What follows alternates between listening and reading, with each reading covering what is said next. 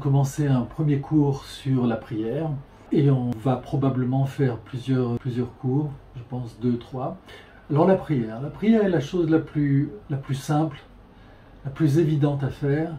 Il n'y a pas besoin d'argent, pas besoin de moyens. Il suffit simplement de s'adresser au Créateur et de faire une demande. C'est quelque chose qui est pratiqué dans le monde entier par chaque personne de manière consciente ou de manière inconsciente. En fait, dès qu'on est dans une situation d'impasse, dès qu'on est dans une situation où on sait qu'on ne peut pas obtenir par notre travail ce qu'on demande, alors on se met en état de prière. Alors évidemment, ça veut dire qu'il est nécessaire de faire un travail avant. Alors il y a des tas de manières de s'adresser à Kadosh Baruch Hu, qui est pratiqué dans le monde entier, dans toutes les religions, pas simplement dans le judaïsme, dans le christianisme, chez les musulmans, en Australie, chez les aborigènes, pour pouvoir pêcher, pour pouvoir chasser, pour pouvoir obtenir ce qu'ils ont besoin. Ils font appel à des forces spirituelles dont chacun y met un nom, mais en fait, au bout du compte, on s'adresse au Créateur, à celui qui a créé le monde. Alors évidemment, le problème, c'est quand on s'adresse à des intermédiaires, des idoles, mais c'est une autre question. Il y a donc plusieurs façons de se connecter avec son Créateur. Il y a le fait, par exemple, de faire un louange, le Hallel. Donc je loue Akadosh Baruch Hu, et ce n'est pas une prière dans le sens que l'entend le judaïsme. Ça peut être sanctifié, et donc ça va être le Kiddush. Avant de faire le Shabbat, avant de faire le repas, d'entrer dans le Shabbat, je fais le Kiddush, je sanctifie le Shabbat, c'est une sanctification. Il y a le vidouille. Je sens que j'ai fait une erreur, j'ai fait une faute, je viens demander pardon. Et donc, ça s'appelle le vidouille, le repentir. Bref, il y a plusieurs manières de s'adresser à Kadosh Baruch Hu, et évidemment, ce n'est pas quelque chose qui est spécifique au peuple juif. Chaque homme a la capacité de pouvoir s'adresser au Créateur. Je me rappelle, Manitou Zichrono Livracha disait comme ça, qu'il faisait des conférences dans différents cercles religieux, interreligieux, et il avait été invité à une conférence devant des prêtres. Et un prêtre a cherché à piéger, enfin, je pense, Manitou, et lui a dit « Que pense le judaïsme des miracles de Lourdes ?» Et Manitou a répondu « Il n'y a aucun problème, ces miracles sont des miracles à partir du moment où ils sont reconnus par le Vatican. » J'étais surpris. En fait, c'est l'idée profonde du monothéisme. Dans chaque créature, il y a un Kadosh Baruch Hu. Et donc, la prière, le lien avec la Kadosh Baruch Hu n'est pas spécifiquement lié au peuple juif. On va voir que dans l'idée de pouvoir atteindre, faire monter sa prière, alors il faut être, on va dire, un instrument transparent. Pas n'importe qui a cette transparence, cette capacité de faire monter la prière, mais on va voir, c'est une autre, dans un second temps. Dans le judaïsme, la prière, spécifiquement, c'est la tefila. Ce qu'on dit, c'est la amida, c'est-à-dire, dans la prière, 3 fois par jour, au milieu, plus ou moins, il y a le fait de se tenir devant Akadosh Baruch Hu, et on fait 19 bénédictions, dans lequel on fait une demande. C'est la Hamida, ce qu'on appelle le Shmona Esrei. Les Ashkénazes diraient plutôt le Shmona Esrei, les Sfarad la Hamida. C'est le fait d'être debout. La Hamod, c'est se mettre debout. Et nos sages d'expliquer en quoi je suis debout. Je suis debout devant un tribunal. Pourquoi devant un tribunal?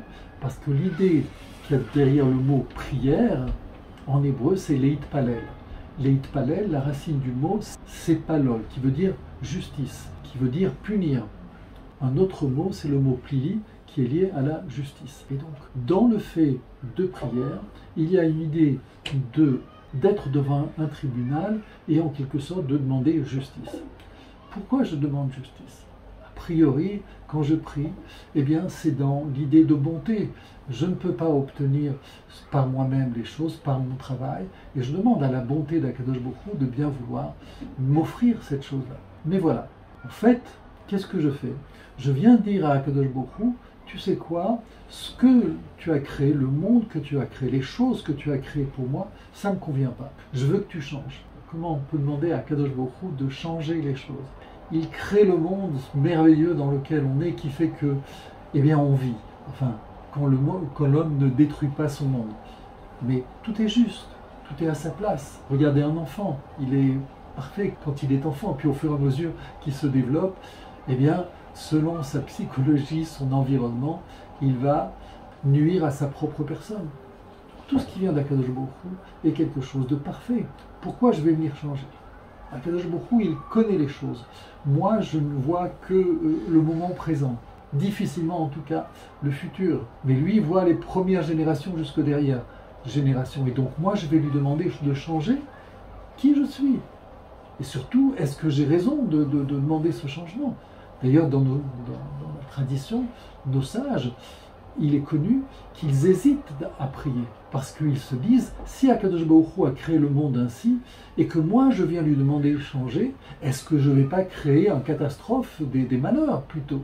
Donc je m'abstiens. En fait, on va voir que Akadosh Baruch Hu demande nos prières, demande justement la prière des justes.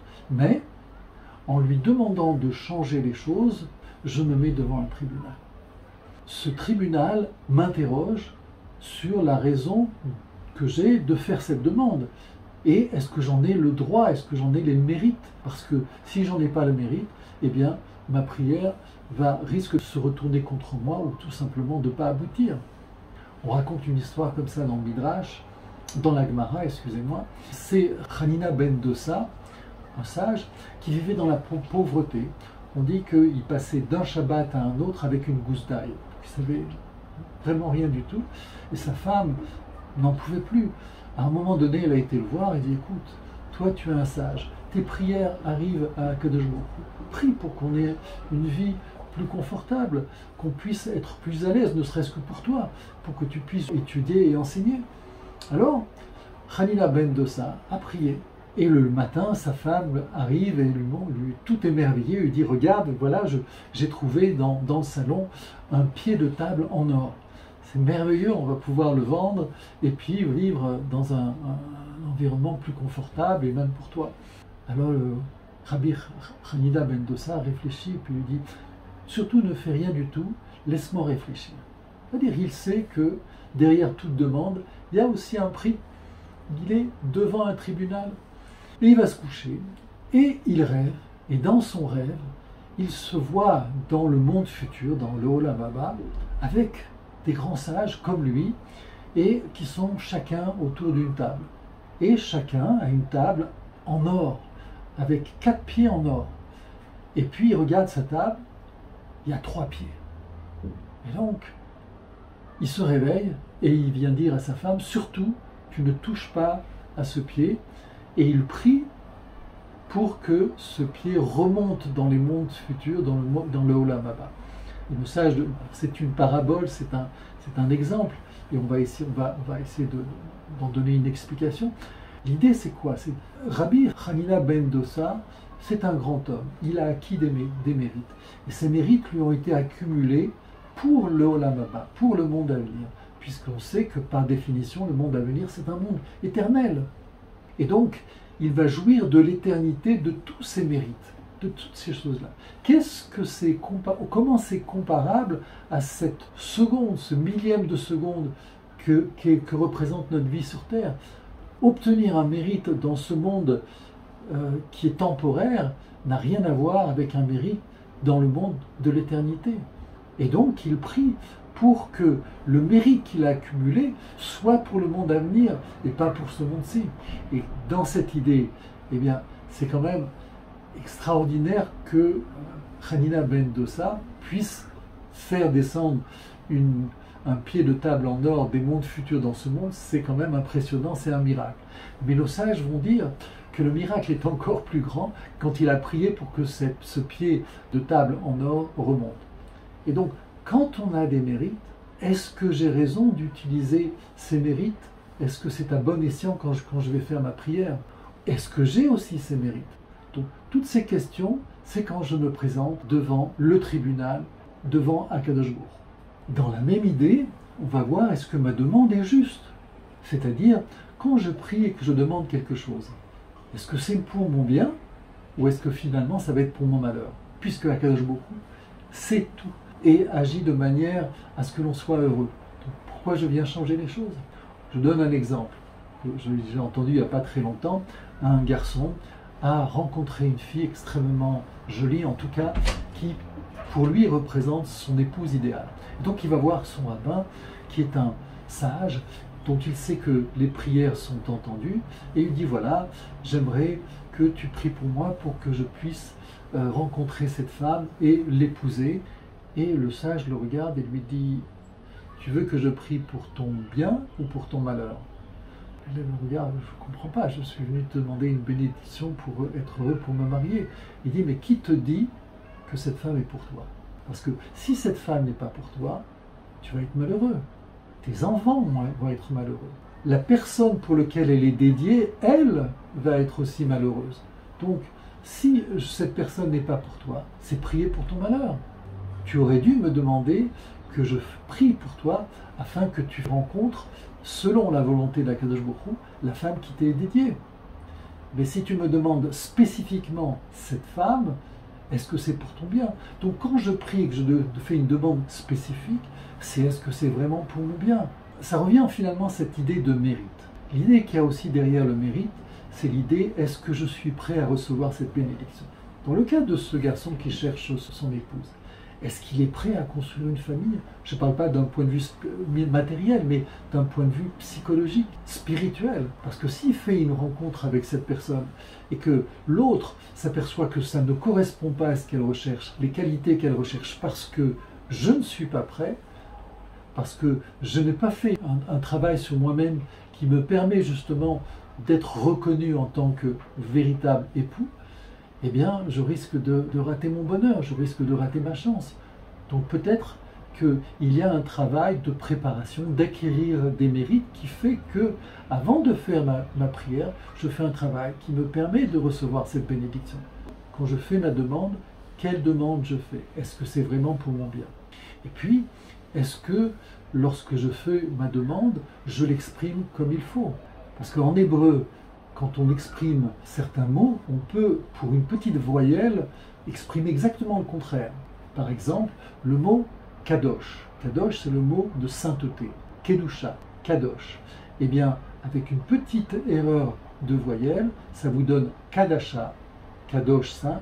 Kadasha, c'est la prostitution. Donc on voit, avec un petit mot, je change les choses. Si je change les choses, eh bien, le résultat de ma bénédiction, ça va être une malédiction. Donc, apprendre à bien prononcer les choses. Et c'est aussi un machal, c'est aussi un exemple, un sage comme ça, qui se promenait, qui disait un tel va mourir, un tel va vivre, un tel va être malade. Et les gens lui disaient, mais comment tu peux dire une chose pareille? Tu es le Créateur. Il dit non. Quand j'exprime les choses de manière claire, je sais que ma prière va être entendue, que mes paroles vont être entendues. L'idée, c'est quoi? C'est que à partir du moment où j'exprime, je fais ma demande, ma prière de manière intelligible, sans bafouiller, c'est déjà le fait qu'elle va être acceptée. Après, il faut que cette prière monte. Ça, c'est une autre question. Pour que la prière monte, il faut avoir les capacités de faire monter cette prière. Les capacités ne sont pas en chacun de nous. D'ailleurs, dans les milieux, les communautés juives, il est reconnu que pour faire une demande de bénédiction, on va voir un grand sage, un Mekoubal, quelqu'un qui a une grande sagesse qui fait que sa prière va monter. Pourquoi il est Mekoubal? Mekoubal, ça veut dire, la racine, c'est le mot lekabel, recevoir. Première explication, il reçoit une sagesse. Il a une telle sagesse qu'il a reçue qui fait partie, il est recevable parmi un groupe d'élites qui sont des Mekoubalim. Ils ont reçu cette sagesse. Mais il y a une autre explication, celle qui consiste à dire leurs prières sont reçues. C'est-à-dire qu'ils ont une telle grandeur qu'ils arrivent à faire monter leurs prières jusqu'à Akadosh Baruch Hu. Et ça, c'est pas donné à toutes les créatures. Nos sages d'expliquer que le monde est divisé en 5 niveaux de créatures. Le niveau du minéral, la pierre. Le niveau du végétal, du niveau de l'animal, c'est Chaya, Et du niveau de l'homme, c'est Chai Medaber. C'est-à-dire que la notion d'ici, c'est un animal parlant. C'est pas simplement parler, puisqu'on sait que les animaux, les fleurs communiquent, ils ont un langage. Donc ici, c'est la capacité d'élever, avec la capacité de la parole, de la rendre créatrice. C'est ce qu'on a dans le livre de Bereshit. On sait que Akadosh Baruch Hu s'exprime par la parole, Daber. Donc cette parole-là, elle est aussi Davar, c'est aussi la chose. La même racine pour dire ce qui est de l'ordre de la parole, du spirituel, et ce qui est de l'ordre de la création. Donc l'homme, il a une capacité de parler et donc de créer. Mais ça ne suffit pas. Il faut un 5e niveau, c'est le niveau du prophète, le niveau du Navi, dont la parole est émette. Cette parole est émette parce qu'il est suffisamment transparent pour être en contact avec Akadosh Baruch Hu. Cette transparence a été acquise d'abord par un niveau moral, d'abord par quelqu'un qui est capable de se débarrasser de toutes les idoles et de se mettre directement avec Akadosh Baruch Hu. C'est comme un tuyau. Si au milieu de ce tuyau il y a des pierres, il y a des voiles, il y a du papier, n'importe quoi, ou de la saleté, eh bien ce qui est envoyé d'un côté arrive au bout, c'est de la saleté ou à peine un petit filet ou pas du tout. Et donc il faut que ce tuyau soit complètement transparent et libre de permettre à l'eau de circuler. Bien, c'est la même chose dans notre rapport avec Akadosh Baruch Hu. Il faut que ces canaux de communication soient transparents. Et bien, ces Mekoubal, ces sages, ont la capacité de pouvoir véhiculer leur prière et la faire monter. Parce que si ma prière ne monte pas, qu'est-ce que j'ai fait? On raconte une histoire comme ça, un Rav, un Rosh Yeshiva, donc un directeur d'une école rabbinique, qui voulait rentrer dans la synagogue, et au moment d'ouvrir la porte, il l'a refermée, il s'apprêtait à partir. Ses élèves sont venus à lui, il lui a dit « Mais rentre, il y a de la place, tu sais très bien, il y a ta place, on n'attend que toi. » Il dit « Je ne peux pas rentrer. » Pourquoi? Parce que c'est rempli de tefilot, c'est rempli de prières. Et donc, les prières, il y a comme un embouteillage, parce que les prières ne montent pas. Il faut que mes prières puissent s'élever, monter. Ensuite, on va voir la force de notre demande. Est-ce que c'est quelque chose que je peux obtenir par mon travail? Et à ce moment-là, ma prière ne va pas être entendue, comme on l'a dit, cette idée de mérite. Avant de faire une prière, je dois m'efforcer, faire un travail pour l'obtenir. C'est une problématique ici qu'on a chez de nombreuses personnes, soit parce qu'elles sont dans la passivité, soit parce qu'elles sont sous prétexte d'être religieux, elles formulent des prières et elles attendent. Alors, ici, c'est évident. Avant de faire une prière, ce que nous demande Akadosh Baruch Hu, c'est de faire un travail. Le monde a été créé pour que l'homme fasse un travail. C'est-à-dire que Akadosh Baruch Hu a créé le monde en 6 jours, alors qu'il aurait pu le créer en 1 jour, et il l'a créé en 6 jours, et le monde, on le voit, c'est pas un monde parfait. Quand Akadosh Baruch Hu s'est arrêté à la fin du 6e jour, ne sage d'expliquer pourquoi il s'est arrêté. Il s'est arrêté pour permettre à l'homme de finaliser, de parfaire ce monde. C'est-à-dire qu'en fait, il a donné à l'homme le mérite de pouvoir finaliser, de pouvoir réparer le monde. C'est la raison pour laquelle le monde a une certaine imperfection. Le monde est à réparer. Et c'est parce que le monde est à réparer qu'il y a des guerres, il y a des souffrances, il y a des malheurs, parce que la clé est mise entre les mains des hommes. On le voit aujourd'hui, celui qui sait regarder les événements, l'histoire, s'aperçoit qu'en fait, toutes les catastrophes proviennent de la manière dont l'homme construit les choses. Donc à partir du moment où le monde est à réparer, il y a un travail à faire avant de prier. Alors évidemment, ça n'empêche pas de prier, ça n'empêche pas de se mettre en relation avec le Créateur, mais on a vu, il y a différents types de prières. Puis il y a une prière qui est une véritable demande. Dans ce cas-là, alors comme on a dit, et on va le voir, il y a certaines exigences, il y a certaines conditions. Évidemment, il faut les formuler. C'est quelque chose qui est spontané en chacun de nous, à tous les niveaux. On le voit dans toutes les traditions, dans toutes les cultures, il y a ce besoin de faire une demande. Dans l'armée, les plus grands généraux, les plus grands stratèges, qui ont de manière pragmatique ont établi une stratégie de combat, malgré tout, on sait qu'au bout du compte, ils sont dépendants d'une certaine prière d'Akadosh Baruch Hu. Donc le fait de prier est une chose qui va de soi. mais encore une fois, comment je prie? Quelle est ma demande? Et est-ce que avant de faire ma demande, finalement, je fais le travail pour cela? Parce que si je ne fais pas le travail pour cela, cette bénédiction va être inutile. Au contraire, comme je ne suis pas prêt, ça va se retourner contre moi. Donc il y a une certaine exigence. Alors ça, on va le voir un petit peu plus tard par le modèle de prière. Le modèle de prière, il est représenté par Hannah, la prière de Hannah. Hannah, c'est la deuxième femme de Elkana.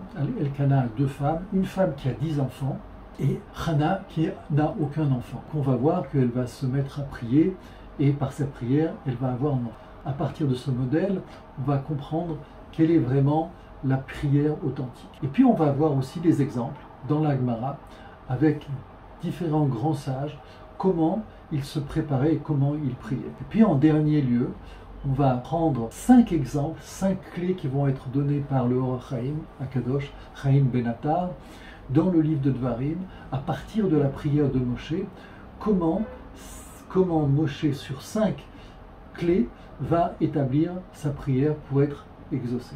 Voilà, donc si maintenant il y a des questions, et puis on continuera la prochaine fois pourquoi le fait de prier en individuel seul, ça peut être considéré comme dangereux, ça peut être dangereux plutôt que d'être dans le cadre d'un minyan, de prier dans le contexte d'un minyan. D'accord. Alors on a répondu que c'était dans le mot lui-même en hébreu de la prière. Deux choses. C'est le mot Amida. On se tient debout. En hébreu, quand on se tient debout, ça veut dire qu'on est devant un tribunal. La mode, on est devant un tribunal. D'ailleurs, quand on fait la prière, on recule de 3 pas pour avancer de 3 pas. Alors il y a plusieurs explications. Une des explications, c'est que je recule de 3 pas pour pouvoir avancer devant le Melech HaMelachim, le roi des mondes, le créateur. Et donc je m'avance vers lui à ce moment-là, comme je m'avance devant un tribunal. Ensuite, on le voit au travers de l'expression du mot Leitpalel. Leitpalel, on a vu que c'était une notion de justice, c'est demander justice à soi-même. C'est moi-même qui me mets en situation de faire justice. Est-ce que j'ai raison? Est-ce que j'ai le droit de faire cette prière? Je suis dans la position de la Hamida, je me mets en situation de jugement. C'est l'idée. Dans cette situation du jugement, il y a 2 situations, on a vu. Celle de faire une Hamida dans un minyan, en collectif, et à ce moment-là, je disparais dans le collectif. Au travers de cette unité, la prière monte et je suis,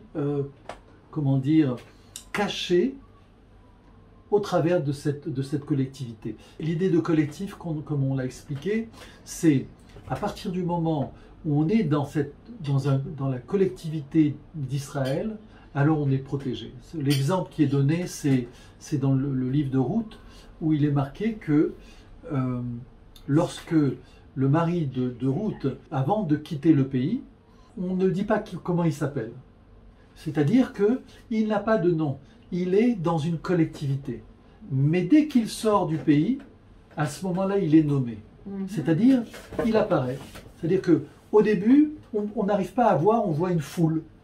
Et dans cette foule, c'est une collectivité que l'on voit. Et puis tout d'un coup, dès qu'on sort de cette foule, la caméra fait un zoom sur la personne, et là on voit vraiment la personne. Mais quand c'est la foule, c'est vraiment la foule dans cette collectivité, et en tant que telle, elle se présente devant Akadosh Baruch Hu. Mais je me mets en situation de prier, je demande à Akadosh Baruch Hu de changer quelque chose, et le fait de lui demander de changer quelque chose fait que je me trouve en situation de jugement. De quel droit je demande ce changement?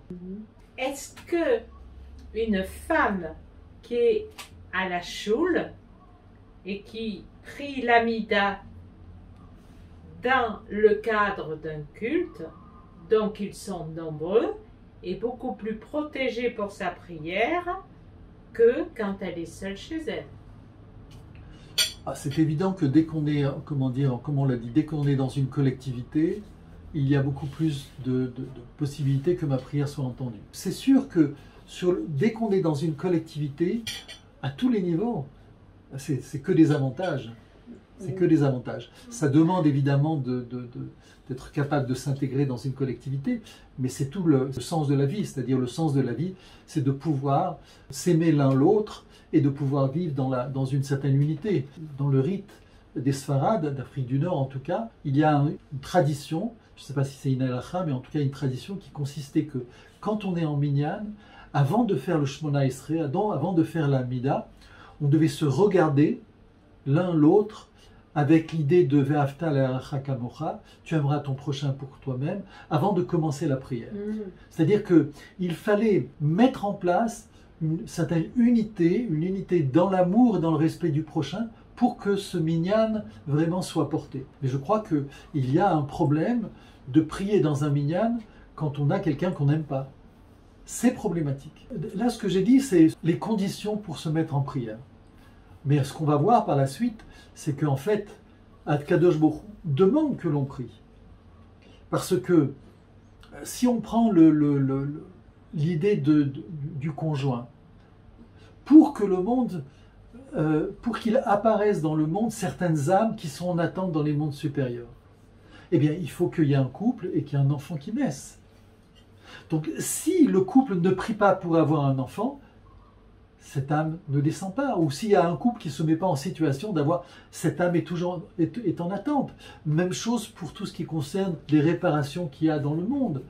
Entre nous, vis-à-vis de nous-mêmes, les choses qu'on doit réparer en nous-mêmes, les choses qu'on doit réparer vis-à-vis de l'autre, les choses qu'on doit réparer vis-à-vis d'Akadosh Baruch Hu, toutes les mitzvot qui constituent justement les commandements de la Torah, qui fait que l'homme est là pour réparer un certain nombre de choses, qui fait que, à l'aboutissement de tout ce travail, alors, on va rentrer dans ce qu'on appelle le Olam Haba.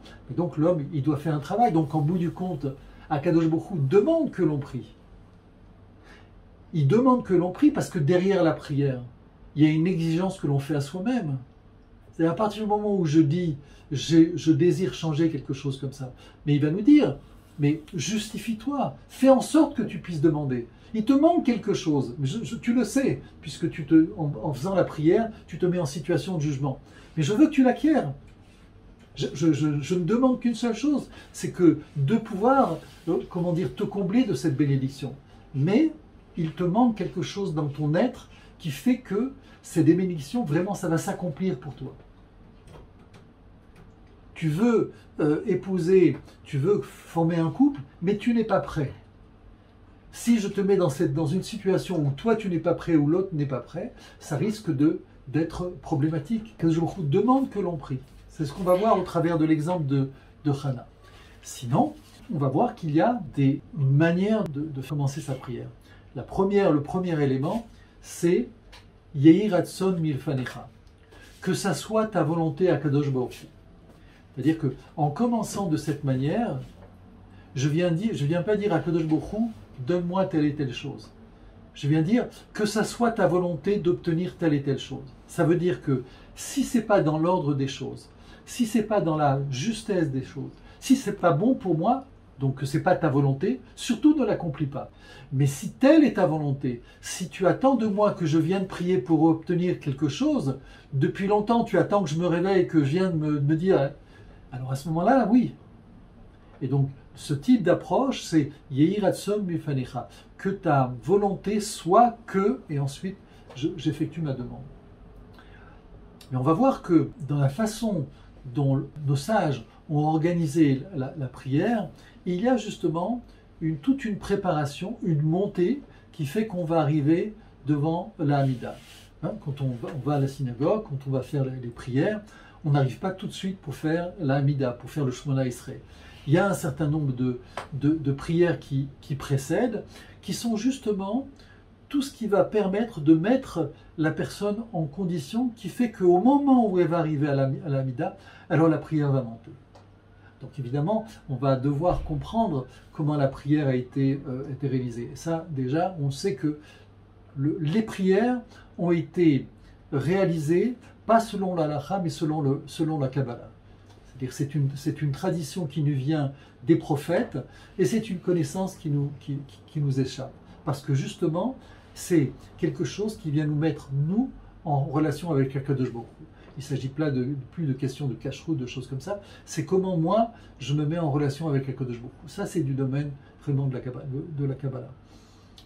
Est-ce qu'on arrête là ou... On verra les prières de Hana après. Il y a beaucoup de choses après. Il y a la prière de Hana, Alors, il y a les... alors on arrête pour aujourd'hui. Ouais. Ouais. Ouais, parce que il y aura une suite en fait dans une de trois. Il y a peut-être un dernier exemple que donne Manitou, que je vais donner, sur quoi prier. Et il dit comme ça, au niveau de l'être humain, il y a deux systèmes. Il y a le système volontaire et le système sympathique. Il dit, le système volontaire, il est soumis à notre volonté. C'est les gestes, les mouvements, tout ce qui est du domaine de ma volonté, qui fait que je bouge, je respire, je parle, etc. Mais il y a des parties dans le corps qui sont en dehors de ma volonté, c'est le cœur qui bat, l'estomac, les intestins. Et grâce à Dieu, que nous n'ayons pas, que ça ne soit pas soumis à notre volonté. Imaginez, souvent ce que disait ma mère, et si j'oublie de respirer, c'est très catastrophique. Ou je pense au moment où un battement de cœur, j'oublie de faire le bon, je meurs. Donc, il y a des choses qui sont, grâce à Dieu, qui ne sont pas dépendantes de ma volonté. Dans l'être humain. Eh bien, c'est la même chose au niveau spirituel. Il y a des choses qui vaut mieux qu'elles ne soient pas entre nos mains et qu'elles soient entre les mains d'Akadosh Baruch Hu. Mais encore une fois, la prière est fondamentale et on va l'étudier, c'est-à-dire qu'au bout du compte, Akadosh Baruch Hu demande que l'on prie. Demande que l'on prie pour que justement on s'améliore, on améliore le monde dans lequel on est. Ça, c'est une demande d'Akadosh Baruch Hu et c'est au bout du compte, c'est ce qu'on va voir.